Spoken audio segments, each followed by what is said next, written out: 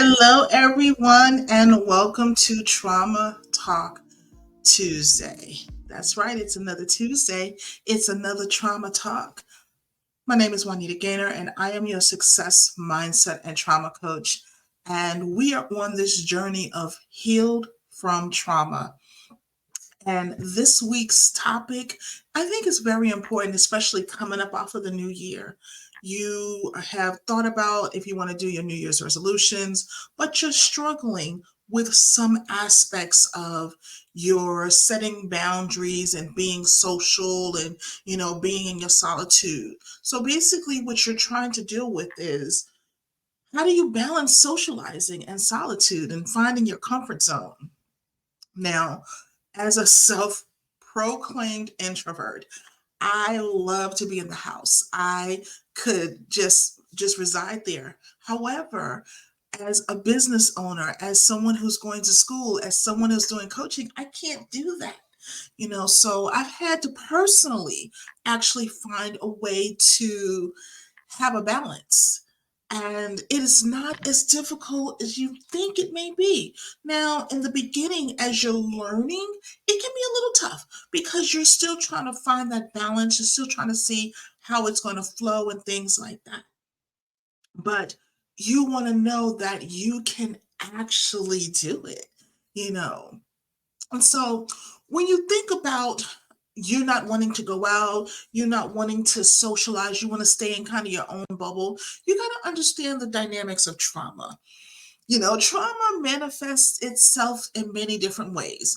It influences our relationships, our preferences for social interactions. A lot of trauma causes us to withdraw from, social situations. We want to be, at home. We don't want to be around people and then you have a other spectrum where some traumas cause the need for social validation. You have to be around people, you soak up the energy, you need that validation, and it's an external seeking one that you're doing. But you have to understand what your comfort zone is. I know that I have a limit. I plan out my days. I know what I'm going to do. And I kind of work at that so that I'm not overwhelmed, because it's not good to be overwhelmed when you're trying to balance out the things that you need to do. So we are going to definitely talk about some ways of how you can find your comfort zone, find your balance, and be able to do both. Because as you're going through the healing process, like I said, healing is a marathon. It is not a sprint. It is not a 100-yard dash. It's not a 50-yard dash. It is a true marathon. And you could be running this for the entirety of your life. And it's not a bad thing because healing comes in chunks. Healing surfaces as you deal with one particular trauma. You're strong enough to handle the other things of the trauma. And just like your trauma did not happen overnight, healing doesn't happen overnight. So understanding that and knowing and having some grace for yourself and empathy and love, I want you to always do that. And see, your comfort zone is unique. You may say, I can do 30 minutes. That's it. But that's great. You can do that 30 minutes. Now, as you get further along in your healing process, and as you uncover additional things and you heal from them and you grow and you strengthen that resolve, that can be extended. So never downplay the small beginnings of your comfort zone. Now, I know a lot of people will say, look, again, I am a self proclaimed introvert. I could be in the house all day, all night. If you let me, I could be in the house for an entire week and never come out. But that's not healthy.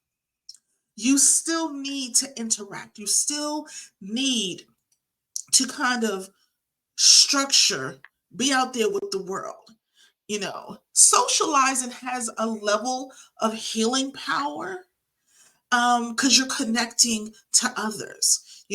Solitude definitely can be a healing place, but When you get out there and socialize with others, it becomes a pivotal role. It plays a pivotal role.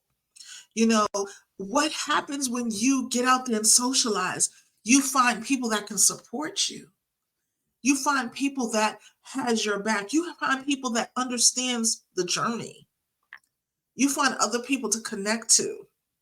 Now, I'm gonna be honest. All of my friends, all of my close ones, the connected ones, they claimed me. You know, as most introverts would probably understand, we don't go out just seeking whatever. We get claimed by extroverts who say that we're their people, and they love on us and they take care of us and watch out for us. And those are just the best connections. Sometimes you don't know that you're not the only one in a situation. So socializing helps you to understand that it's not just me. There's 50 others or 5 others or 10 others that have gone through something similar. And we're all searching for the connectivity so that we can continue on with our healing process. Again, great boundaries. And I know it's hard sometimes because everybody wants to be attached to you. Everyone feels that you should go over this family member's house and that family member's house. That is not what this is about. You have your boundaries, and we have them for a reason. They're healthy boundaries for a reason, and we're not going to circumvent them. We're not going to go past them. We're not going to do any of that. We are doing things that is not only going to promote continued healing, but it's going to gird up and strengthen the healing that we already have. So anything outside of that, we're not going to do. We're not going to do. And sometimes it can be a little frustrating. Sometimes you can just be like, I just don't want to do this today. And that's okay. As someone who has been in this space for a few years now, and someone who is healed from trauma, who is still continuing on with my own healing journey, as I get stronger, as new things, situations hit, as new triggers arise that you don't know about, there's some days you just don't want to deal with it, and it's okay. Sometimes you may just, make you a nice sandwich, pour a glass of wine, watch some sports.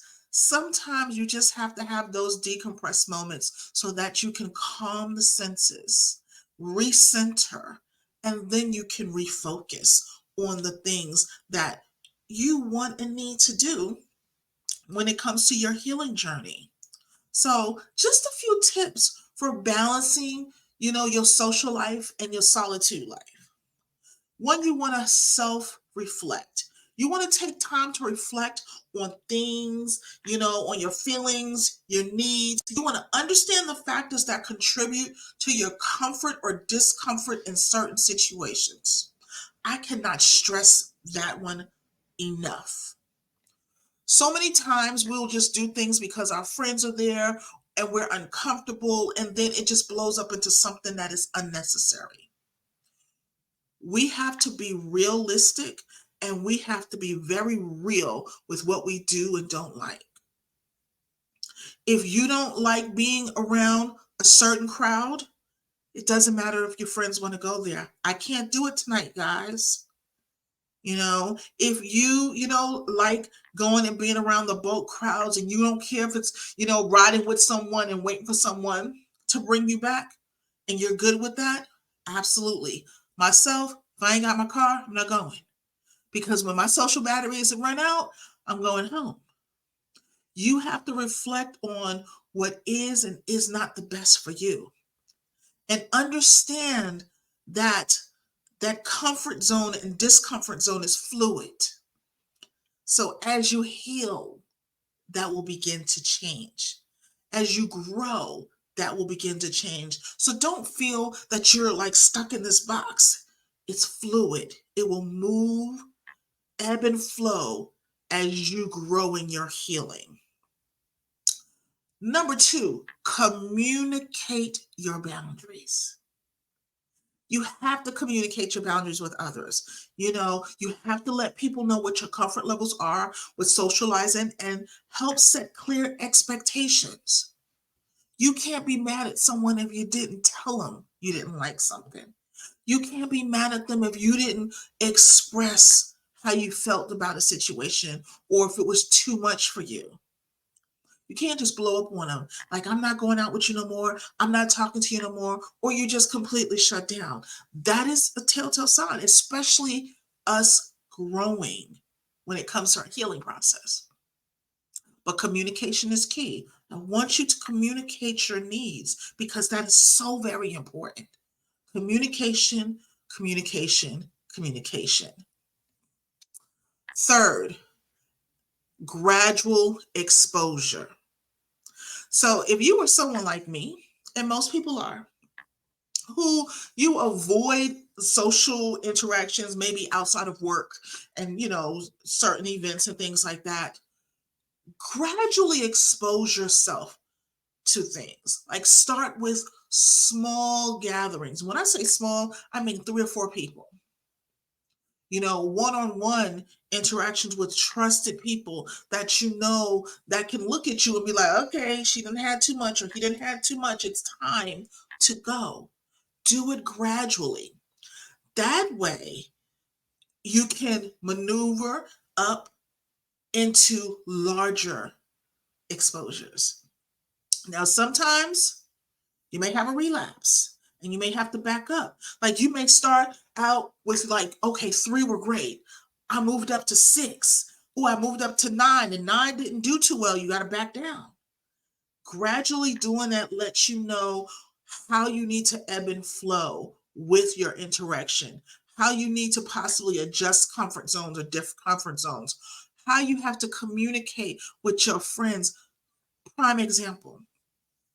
Hey, Sarah, we were going out and, we had about 10 people there. I didn't know 4 of them, and that was not comfortable at all. I really, threw me off. If you could at least tell me beforehand if there's going to be people there that I don't know, so that I can make the decision if this is going to be proper for me to attend. Now, good people in your corner will respect that boundary and let you know. Others don't. Pay attention. You may have to cut some people. It's not always cut and dry, and it's not always easy. Some people, it's not that they don't love you, but they're at different places and you're at a different place. So, they may not be long term. They might not be for the long haul of your healing journey. Be okay with that and understand that that will come with the process. Develop a self-care routine and include social and solitary activities. Social activities, the spa, or going to the bar for some tequila, brunch and mimosas. And you can do those gradually. You can do those with trusted people. Solitary, have a spa day at home. Have your own, Taco Tuesday at home. Mindfulness, exercises, meditation, spending times with, those nieces, nephews, grandbabies, whatever it is that brings you comfort and relaxation. I want you to do that. And again, I'm a coach. I am a coach, a life coach, a trauma coach. So therefore, I'm going to always want you to work with a mental health professional. I am very big on psychotherapy and therapy. I have my own. And it's very important because they can identify and see things that you cannot. I work very closely with mental health professionals because our job is to make sure that you come out on top. So seek professional help. You may say, well, Juanita, I don't know if I should do that. I'm coming to you, or I'm coming to so and so. What we're going to do is we're going to do assessments. We're going to walk you through some things, and we'll recommend. I guarantee you 99.9% of the people we work with, we know, including ourselves, has to have a professional therapist on deck. A mental health professional can offer such guidance to you that Sometimes it may include medication. Sometimes it may include other therapies that, has to go through insurance. They will be able to help with that. And then as you're doing that, we are working with them and working with you to set your life on a path of healing. So never, turn the nose up on the mental health professional. I love mines. They get me through some things, and it is so worth it in the end, you know. So, like I said, healing is a deep personal journey. You got to balance between the right social situation, solitude, for your overall well being. And you have to understand, respect, and communicate what your comfort zones are and your discomfort zones are. Don't catch anyone off guard. Don't be that person. And then when you go through all of those things, you're at your next step. You've gone through another journey of having a healed whole life. And so you've just walked up another step of, oh, I get to go out. Oh, I like going out. This journey can take 30 days. It can take a year. It can take 2 years. However long the process takes, enjoy it. Love on it. Love on yourself.